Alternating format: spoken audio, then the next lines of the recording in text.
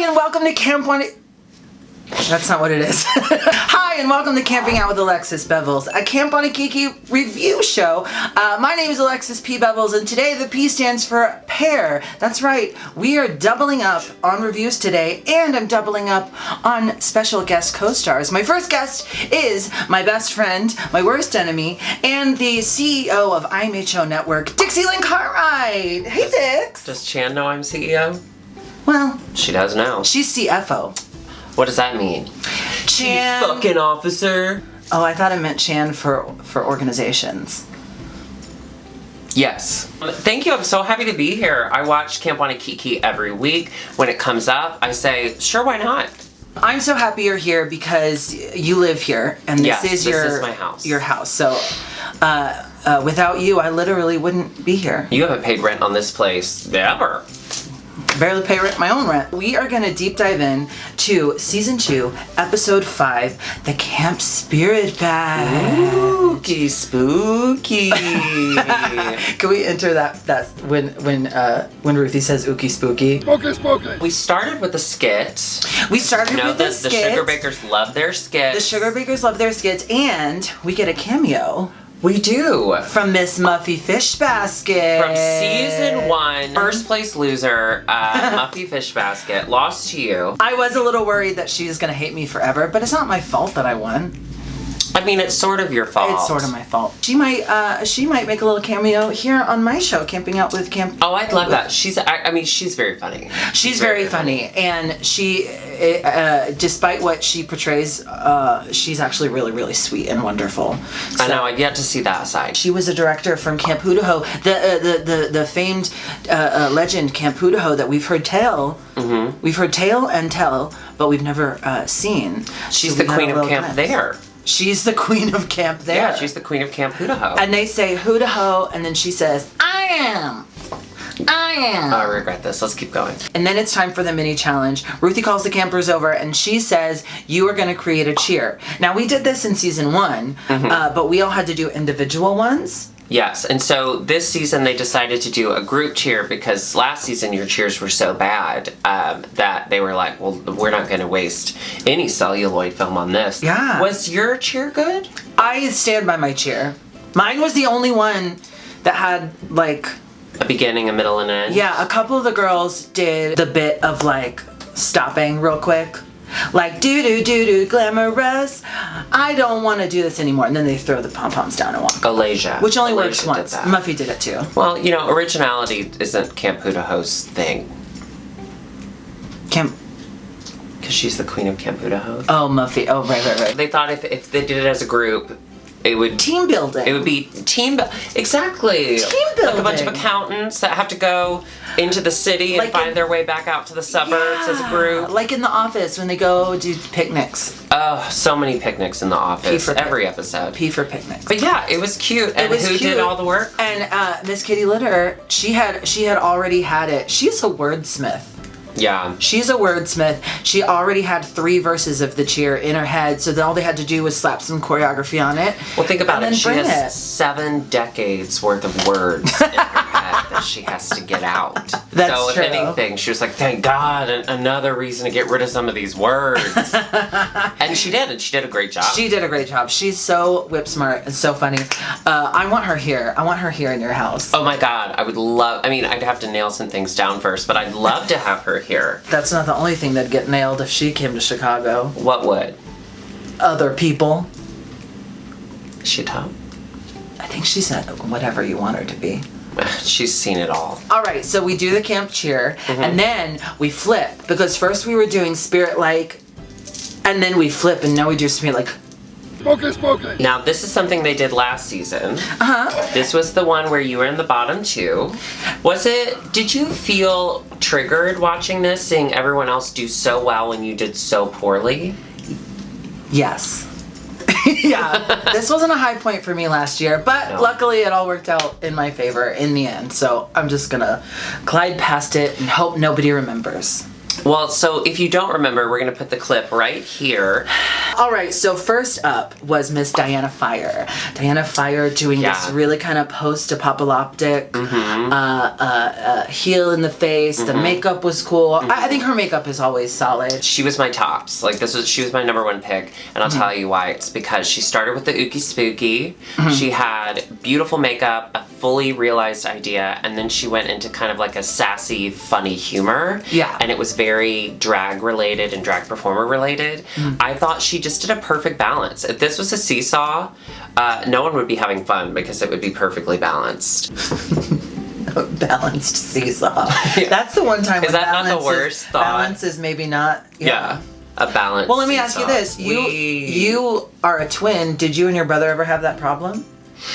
Well, we didn't grow up in the Roaring 20s, so we did not have access to a seesaw. I don't think I ever I don't know that I've ever been on a seesaw. Please tune in, because next time I'm going to be taking this one on a seesaw adventure. Did you ever watch the Seesaw Network? R.I.P. Gone too soon. Now that's a ghost story. After Diana was Miss Torah Hymen. Torah Hymen. Took it in a very different direction. Yeah, the look was great. Yes. I loved the look. I loved the makeup. I loved the idea.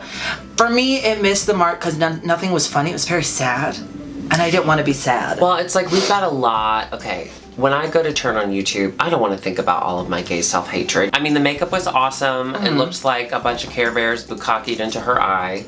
And What's a bukkakied? Check your browser history. And it's a great concept. It was just really dark, and I was like, it was a little long. It was very mad. Call Madeline. However, Mama has a bright future in voiceover. I'm gonna say that right here and right now. Correct. Everyone, voice acting, so good, Torah. You should do voiceover work in the shows at Disney World since you live in Orlando. Yeah. Let me make a call. Siri, get me Walt's head, because his head is frozen. Oh, is it just a head? That's a Disney deep dive joke. All right.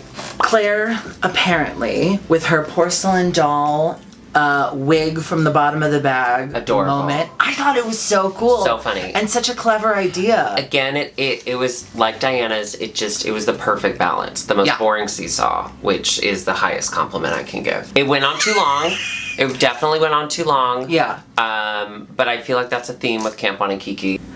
Everything goes on too long on that show. Let's be honest. I mean, I think everything goes on too long. Yeah. Nowadays, with my attention span. In this economy? In fact, we're done now. In 2019? But okay, yes, it was good. Claire, apparently, I liked it. I did too. They had some complaints about her hairy legs, but do you know what because she was a porcelain, I used to take my sister's porcelain dolls and I used to take a Bic and I used to draw little hairs on them. Claire, well done. Apparently, loved it. I love your hairy legs. I love it. Speaking of hairy legs, Boris to death. Now, Boris, upon first glance, the outfit, truly terrifying, because we've all seen those bro dudes. Nothing more terrifying than trying to get to Boys Town and you drunkenly wander into Wrigleyville. I don't think people who don't live in Chicago don't understand. Maybe they do, because it's maybe... So Boys Town, the gayest part of Chicago, is right back to back with Wrigleyville, the straightest place in Chicago. Talk about unbalanced. Oh, now that is a nightmare, a seesaw of nightmares. It's a seesaw of nightmares. A seesaw of nightmares. They should do that next season. Boris, okay, what did you think? I was so excited for it, and it's such a funny concept, but it just didn't get there for me. Yeah. I think we've learned that the sugar bakers are looking for very literal interpretations of the challenges, and I think without an ookie spooky element, I think Boris kind of shot himself in the foot. Yeah, which was terrible because he was wearing flip-flops. Oh, and if you're gonna shoot yourself in the foot, do it with a closed toe. But I thought it was hilarious. I thought it was a good idea. Yeah. It didn't get there.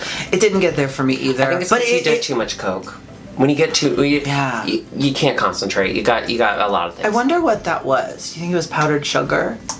Oh, I think it was Ruthie's Coke.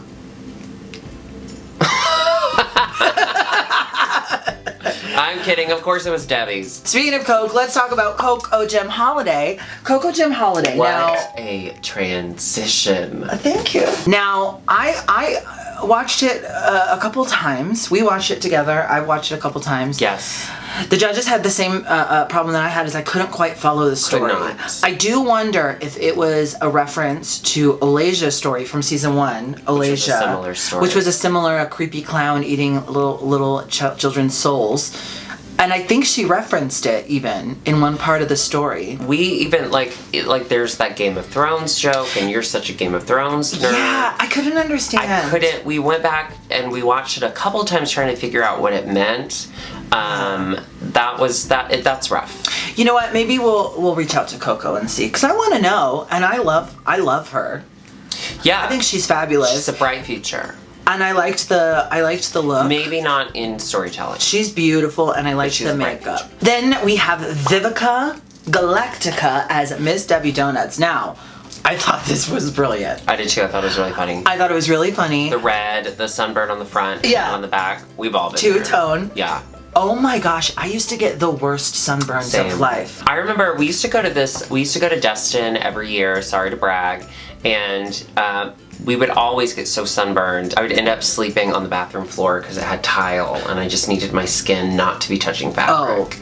Oh, yeah. Sunburn was brilliant. Also, adding in that she got to eat a lot of donuts into her story. Brilliant. Yeah, always write in that you get to eat something. Yeah, because that's long hours filming, you're standing a lot. And you're near a lake. You never know. Whenever I'm near a lake, I think, God, if only I had donuts. Wait, I just thought of this. She was eating a donut and she was laying on a donut in the pool, the inner tube. You just thought of that? Well, they're the same shapes. And yeah. Okay. Little Debbie Donuts floated all the way into my heart. I loved it. Yeah. Well done, Vivica. Yes. And then finally, rounding out the talent show was donut. Round as a donut. Rounding Kitty Litter ATX. Kitty Litter ATX. A star? A star has been born, continues to live and soar. What do stars do? Burn. They burn. It's burning. They're a ball Kitty of gas. Litter is burning alive. She's we're so proud of her. So funny. So funny. She was Dee Dee Racula, a character. I think she was a cat. I think that was the cats. Right. And then she did have the Cheshire Cat grin, which I really liked. You know what Kitty reminds me of, aesthetically? A borrower. You know how borrowers just layer a bunch of different things? What? You ever seen The Borrowers? No. Or The Secret World I've of seen The Ariadne? Rescuers. Down Under. Kind of like that. Jennifer Lopez. Oh, someone messaged me. Someone messaged me on Instagram and said that they told a coworker about Jennifer Lopez, and the coworker said, you know what else you could do is you can say razor blades. Razor blades. Razor blades. Oh, wait, hold on. His name is Cease to Exist. If you try Aussie accent, rise up lights. Rise up lights. In an Aussie accent, comes out as razor blades. Rise up lights. Rise up lights. It's not as fun as Jennifer Lopez, but I appreciated it. So that was the runway. We have some deliberation, more deliberation, and then we have the tops. The tops today were Kitty Litter and Diana Fire. Mm-hmm. The bottoms were Boris and Coco. Now, who did you said Diana was your top when you started? Yeah, I still think she just had the right balance for me, and it was very easy to follow along. It's all about balance. I thought Kitty's was just joke after joke after joke, and the story just wasn't as compelling. I do wonder though, had they switched and had you seen Kitty's at the very beginning and then seen everyone else's and Diana's at the end, would you feel the same way? Yes.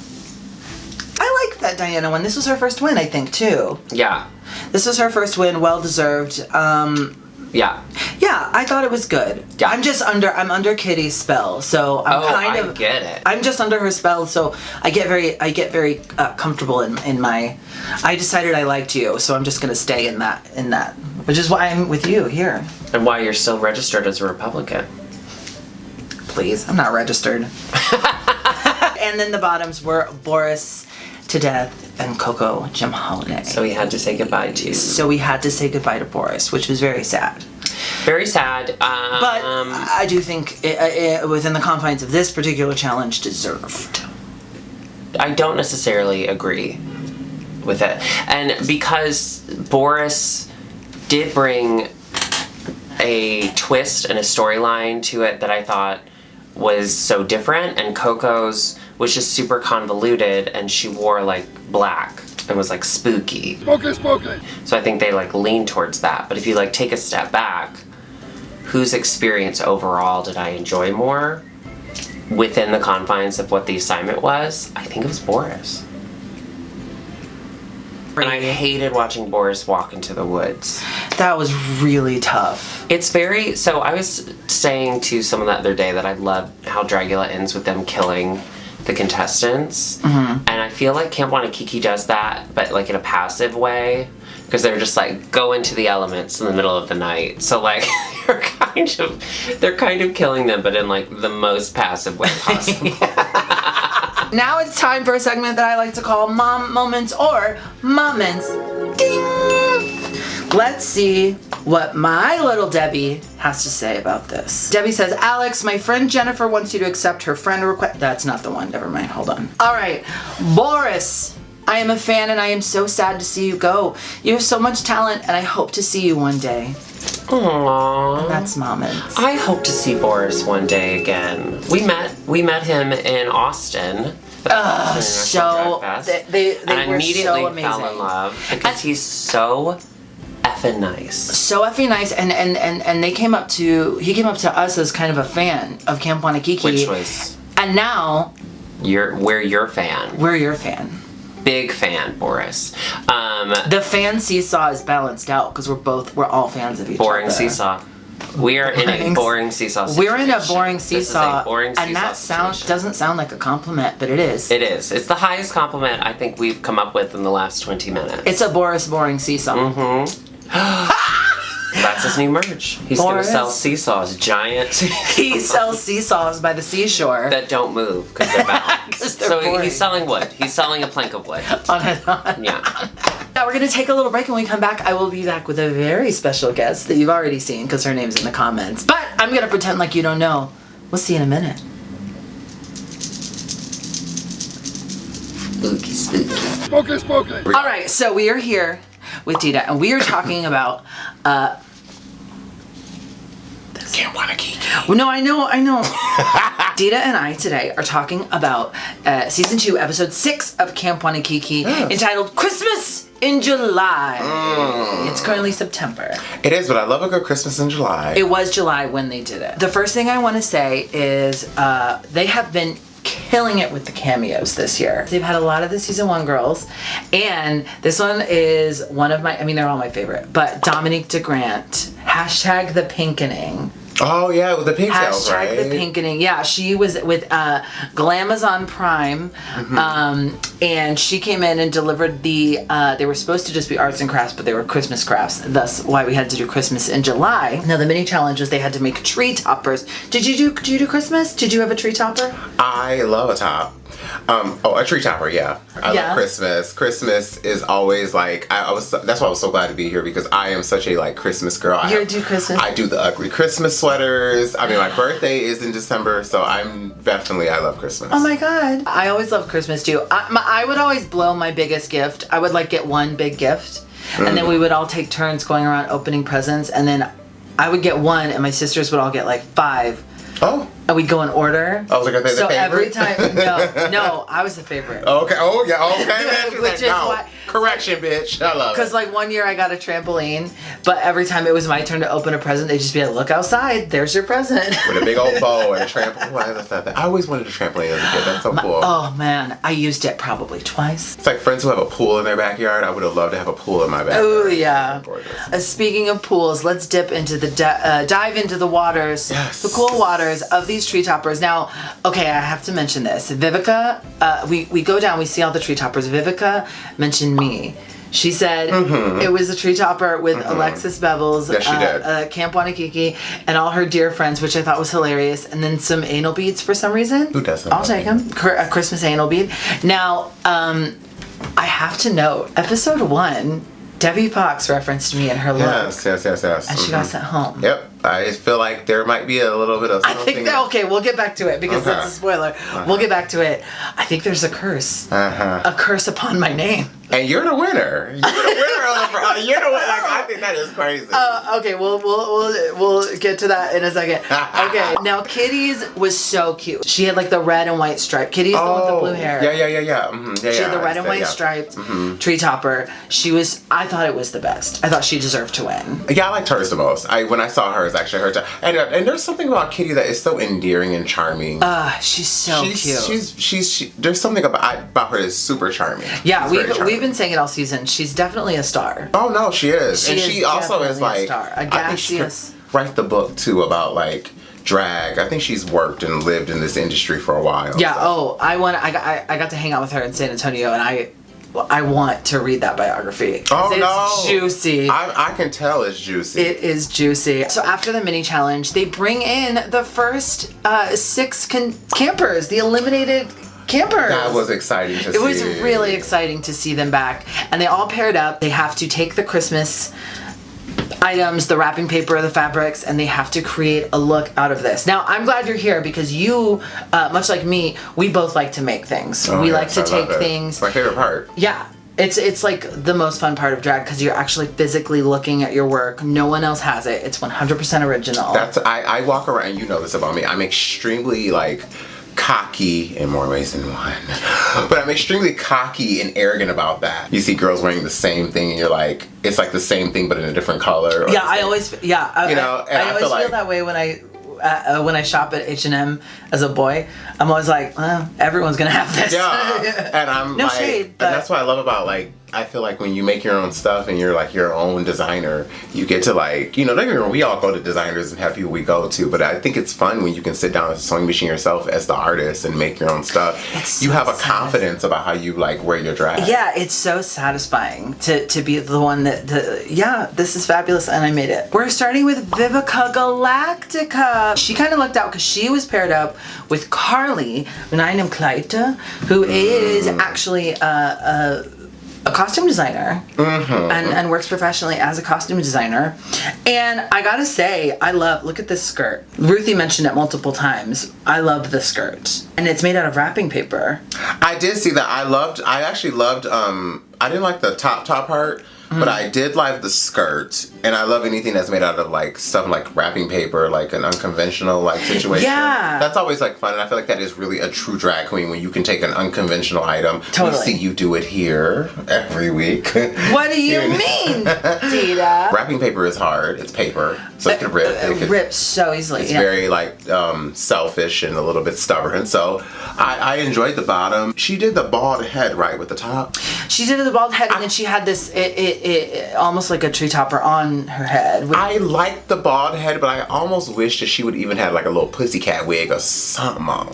Yeah. I don't know. Was I wrong for that? No, I'll agree with you. And I'm gonna say, because of the choices of colors, I thought she was gonna go more Hanukkah, because that's usually Hanukkah is like blues, like light blues like this. That wasn't it. She went more non-denominational, but with this color palette, which I like. Yeah, I agree. Ruthie said she didn't like the titty bows, and I think it seemed kind of like a last-ditch effort to put some camp into it. It was very camp, and also I think it was very expected, which is something that like no one wants to expect it. So it's like it's like you have to think outside the box because there's so many things they expect in camp. But shout out to Carly because to do the top out of, even though it was covered with a lot of bows and tinsel, I think it's constructed well. It fit. Look at the fit is really great. Her makeup was gorgeous too. The makeup is really cool. She always does a galactic like. The brows were so shaping and the lips, and she was, Up next, Coco Gem Holiday. I actually know Coco. You do? Yeah, I used to work with her a lot in Grand Junction. She would have me out in Grand Junction. Where she's from. I don't know if she lives there still, but... no, I think she moved up to Portland. It makes sense. So she's great. Yeah. She would always have me out there, and all the girls out there in Grand Junction, they all are so great to me. I was very happy when I saw her on the show. I love Coco. She's really hilarious, too. I love the bulbs in her hair. She's got bulbs all through her hair. I love the tree skirt. I love the use of it. Other than that, this doesn't really hit the right marks for me. It's very like because I like it too, but I feel like it's not. And I think they said this on the Sugar Baker Twins said this. It was like not enough. It was very like little. Like it wasn't as big and extravagant as where the last girl we talked about who had the topper on her head and the paper. Like a lot of girls really like went ham, and I feel like when you ask the girls to do Christmas challenges, where you ask them to take, like, you know, Christmas ornaments, unconventional items like Christmas ornaments and garland and stuff like that. And I feel like that's the one time you're allowed to be campy and cheesy. Like especially if the competition calls for camp. Like, it's not like edit. be over top, be over, you know, like no editing. Trust me, there was some people who I felt should have edited, and we'll get to that. But I felt like she should have done more. Coco Gem Holiday, she's stunning hilarious. beauty, and she's so hilarious. Like what y'all see on the damn show is really how she is. She's so funny. Her one-on-one with the Sugar Baker twin, when the one twin came by, the one. Oh, they were kind of doing that, and she was like looking in the camera, giving face with them talking to. Oh, I love it. Up next is Torah Hymen. Now she did kind of a, what is the word I'm thinking of? Like not a theme, but like. She had a point of view that was like, she had all those because she did a whole like Debbie chimney was moment. Her partner, right, too. And her partner was Debbie Fox. And I'm gonna say this. Sister. I'm just gonna say this. I don't know. You know, I don't know much about camp. I don't know much about camp. But I know Debbie Fox, I think, was robbed. Shout out to Debbie Fox. I did like the stockings hanging. I think one of the critiques, they said that they wish that something was hanging out of the stockings. In the stockings, yeah. I kind of wish that same thing too. It was that like more been a obnoxious. I'm gonna be honest with you. Okay, here we go. You be honest. This is a safe space. I don't know how I felt about the shoes. They were Chuck Taylors. I think. I love a Chuck Taylor. Yeah. Hello, I wear Chuck Taylors. You're wearing them now. I'm wearing them now. Sorry to put you on blast. Okay. I'm wearing flip-flops.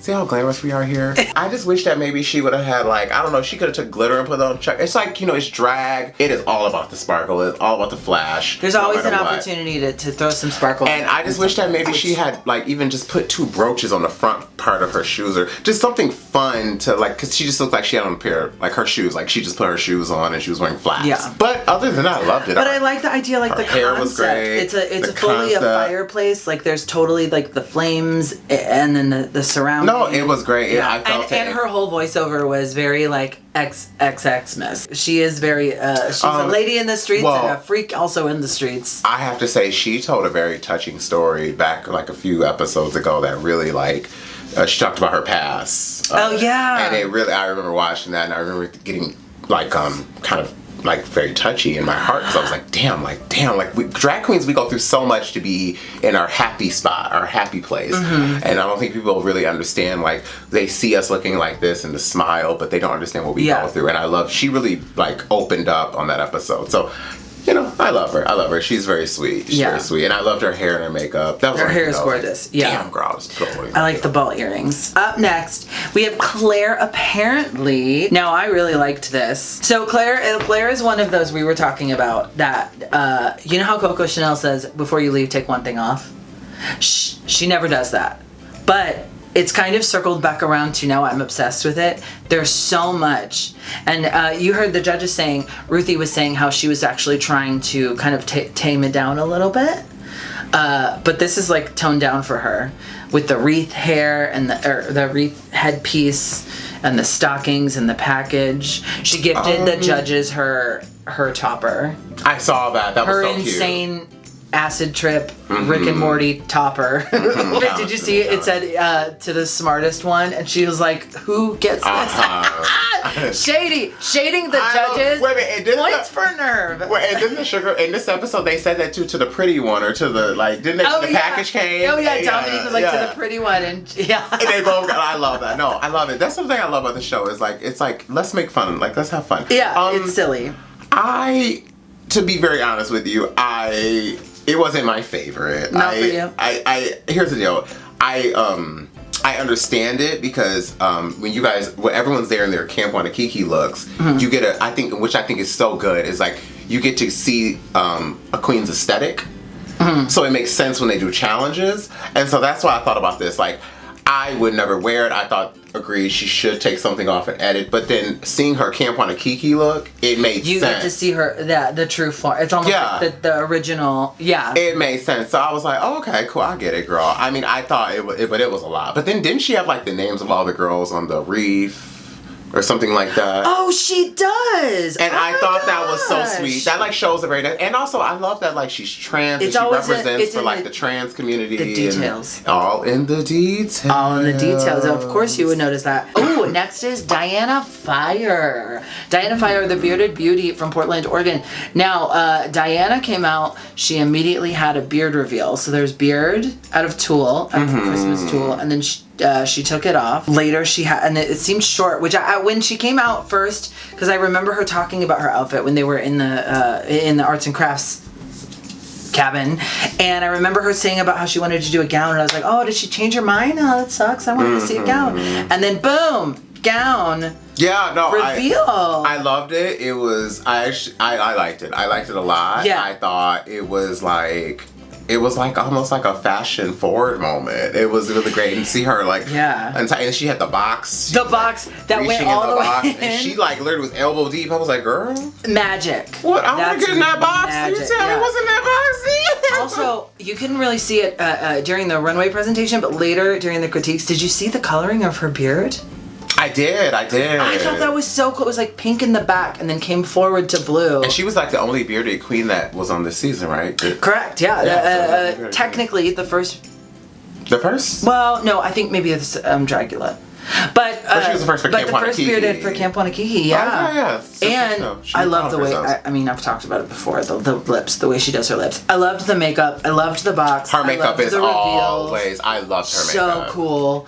And I loved that her head was the tree topper, which was a mini version of her, the look that she's in right now. Oh, I didn't even notice that. Yeah, look, you can't tell because my phone's crappy. But yeah, look at it. So well thought out.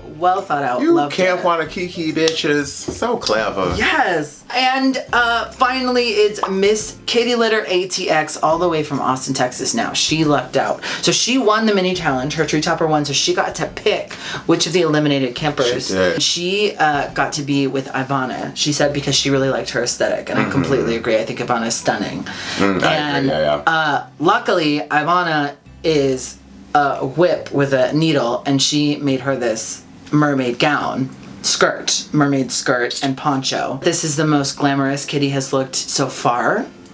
However, the poncho is a poncho for me. It's just not as well constructed as the skirt. What you said. I felt bad because honestly, Kitty is like, I feel like I will punch a bitch in the face if they want to fuck with Kitty. Because Kitty, I love her. She's such a sweet. She looks like a sweetheart. She looks like a sweet girl. So sweet and undeniably and talented. Seasoned in the game and everything. And let's talk about it though. She modeled this like she modeled it like I dare a bitch to come for me, honey. She was feeling it. I have never seen her. I ain't never seen a girl on like Camp Wannakiki like feel themselves like she was you could see that on the RuPaul stage. You could see it in Bachelor. She was like feeling herself. There's a point where she like, oh girl, she was feeling, Kitty, we saw you, girl. I didn't like the poncho thing at the top. It was just the cut. It looks like they cut a hole in the head. But I love the bottom part of the skirt drowning to the floor because I think that's what gave her the fantasy. I gotta be honest with you. I know the blue hair is like her signature, or that's well, it's the same she wears during the day. Yeah. I wish she would have had some type of different hair. This could have been the moment, because I feel like, okay, here we go. I feel like this could have been the moment where we could have seen like a more like even, because she's very great at the camp, you know, but I think that would have been great to almost see her just have this glamorous moment, because she was walking like she felt glamorous. Yeah. And they even said in the critiques, they wanted to see like accessories, and like she could have put on like gorgeous earrings and a bracelet and a ring, and you know, like I feel like it was like 50% fierce, like 50% done, because I feel like she could have like really like went there, but her attitude sold it for me. All right, so our toppers of the week were Diana Fire and Torah Hymen. I think that's well deserved. I agree. I might have put Kitty in there, but also I get it. Those two had like a story they were telling, and I think everyone else just kind of put some stuff on. Well, and I also think it's a confidence. Those two had like a really strong confidence. I think Kitty is really like, we're starting to see her really like she's coming. We're seeing her break through. Yes. Like I feel like next episode we might see some like shit. You never know. Like she is. I've watched how Kitty is kind of like slowly break through. She's fabulous. Yeah. Torah, Diana tops. Now in the bottom, for the second 2 weeks in a row, is Coco and Miss Vivica. Now Vivica's in the bottom. I feel a little responsible because I feel like there's a curse.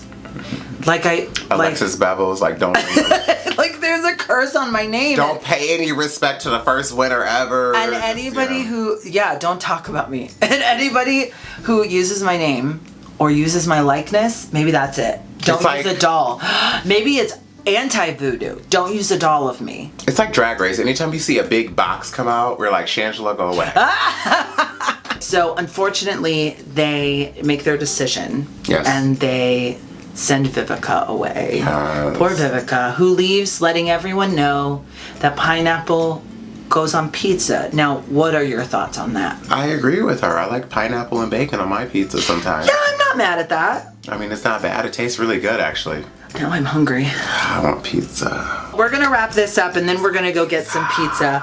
But now, before we leave, it's time once again for the segment that everyone's talking about. It's trending. Did you see it's trending on Twitter today? No, I didn't know about this. Mom moments or moments. Ding.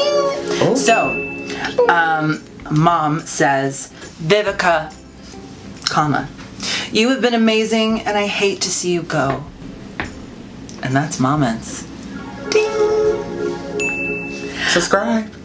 Now, I always like to end the show, Dida, with a camp. Do you like to go camping?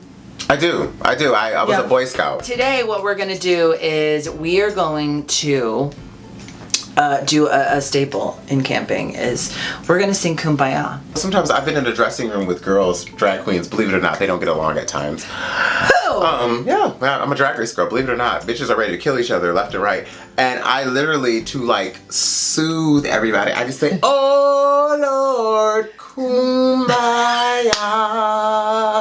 Someone's praying, Lord, Kumbaya. Someone's slaying, Lord, Kumbaya. I forgot the rest of that. I don't know either. I was pretending. Someone's serving looks Stop.